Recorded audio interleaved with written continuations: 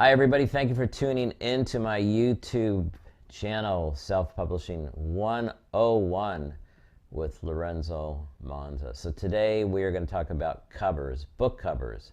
But we're going to kind of digress a little bit. If you like my videos, and there'll be a series of 3 or 4 videos just dedicated to creating a book cover. I'm going to show you how I created mine, and I'm going to go step by step. We're going to go slow and sweet so you understand, and you're going to end up with a really nice cover. So with that said, what I wanted to do, if you like my videos, please subscribe, click the bell, and anytime I have a new video coming out, which will be pretty regularly, you'll be notified. So let's delve into this right now. My way of doing YouTube videos is different from any of the other videos I saw, but that's just me. You know, I'm like different from most people. So you're either going to like this or not, but this is how I kind of learn. So let's look at album covers. And you're probably going, well, what do album covers have to do with covers for books? Well, they're the covers to the albums. And some of these are quite iconic. Some of these are quite famous. If you look at them, not a lot of them take my breath away. Again, it's a photograph that just kind of gets your attention, grabs you into the title of the, we're going to say here, the album. This is a cool photo. I like the background and these guys sitting on a bench apart. If that was a book cover, that would be interesting. So what I'm trying to convey to you is that everything, in a sense, around you can be kind of looked at as a book cover. When you go to the store and you're looking for ice cream, let's say, there's rows, there's thousands of ice cream. I was amazed the other day. I was like, oh my God, it like took the whole aisle in Safeway filled with ice cream from top to bottom. Is just like, how do you pick something? So it's packaging, it's the size, it's the photo, it's the price. They all lure you in and hope that you buy their ice cream. So same with everything: album covers, book covers, magazine covers, billboards. Once you start looking at things as sort of a designer or creator, and you just look, even if you look at it for a second and say, oh, okay, that's cool, your mind starts kind of analyzing things without you even knowing it. And you kind of have to get your thinking in that realm, because it will make you a better artist, I think. And you don't have to be able to draw. I am going to show you literally how to create covers that I think are really good, because we're going to be using photos, or we're going to be using graphics from people that, and most of these are going to be free. And your album cover is in the same way a photograph or a drawing, and your book cover is going to be one of those. And you can have access to this for free for the most part. So with that said, let's take a look. I wrote a book. I actually wrote 2 books on Amazon.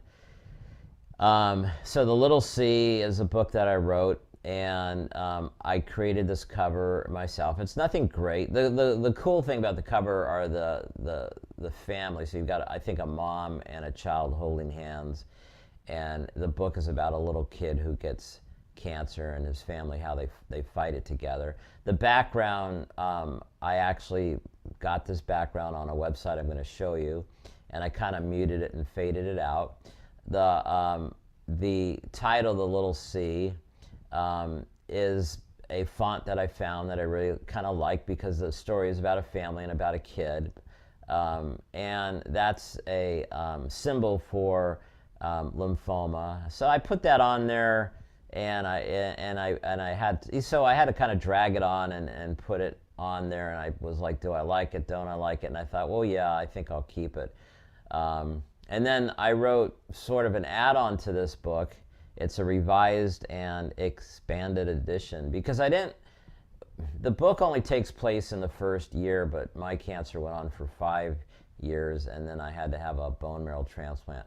So where this book ends, this book goes in kind of a short explanation of me, instead of characters telling you what happened to me in the last, after 5 years of fighting cancer. So it's kind of cool. I have an ebook out, and I have an audiobook coming, and I strongly advise you to look into audiobooks too, because a lot of people are on the run, they're in their cars, they're jogging, they're whatever, and they don't want to carry a book with them. Some of them will read on their phones, but when you put some headphones in, you know, you're ready to go. So I'm not tooting my own horn. I was happy with those covers. It took me a little bit of time to create them. But if you look at some of these covers, I mean, this is mostly all fonts with a white background. Yeah, your fonts are like pictures. So you have to get the right font. And you have to size them, and you have to maybe angle them, like Lies is sort of angled, or that's a actual font that puts that sort of at an angle. So you have to spend time auditioning fonts, and there are free font sites where you can go on and incorporate them into like Microsoft Word. And if you're doing like, say, a sci-fi or a fantasy book, or whatever it is, or you know, or a scary book or whatever, you can find fonts and say, oh yeah, these now I like this font and that font. So you can manipulate your font. It's not like a big deal, but it's very important. Fonts have to fit the book. So you don't know it when you look at it. You don't want to be distracted. You want it to be like you're drawn into the book. But the fonts have a lot to do with it. They're the title of the book. Stephen King. Look at that. Real basic. He probably sold thousands and thousands of books. But when you look at these, the way I did too, I was like, you know, I think I could do this. Just where do I get my covers from? If I can get a good cover, I could probably go to the next step and create a font.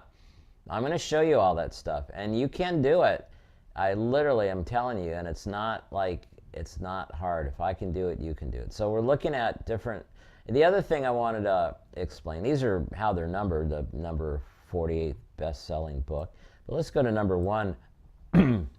Wow, she's an interesting cover. Something, and you can take a picture of your best friend and pose it different ways, and the background, you can do the back. I mean, that's not a hard cover to make. The font, again, I think this is a font that's angled, that you just use, and then you type in, you know, what your title's going to be, or your subtitle's going to be. But the other thing I want to say to you that's important is your description. Now, I'm not here plugging anybody's books, but I just kind of want to show you that you need to start reading description, because if you can write a book and you have a good style of writing, I firmly believe you can write a description. So after you start looking at covers, I want you to start reading different descriptions of the book, maybe the subtitles of the book. There's a subtitle here. You know, interesting. Those are keywords too. If somebody's typing in shame or embracing or achieving or goals or apologizing or whatever, that may bring up her book. So that's a whole nother thing, marketing. We're not going to talk about that today. But go ahead and look at different books and look at different descriptions, because you need to learn also how to write descriptions. And I'm going to explain this real quickly, and then we're going to make another video. When someone sees your cover and they're into this type of genre of books, they're going to like say, oh, that looks cool, like that looks like a serpent or an octopus or some monster out in the sea. And so they're gonna check the book out. So the next thing they're gonna check out is the price. This is hardcover, so probably a paperback is $14 or so.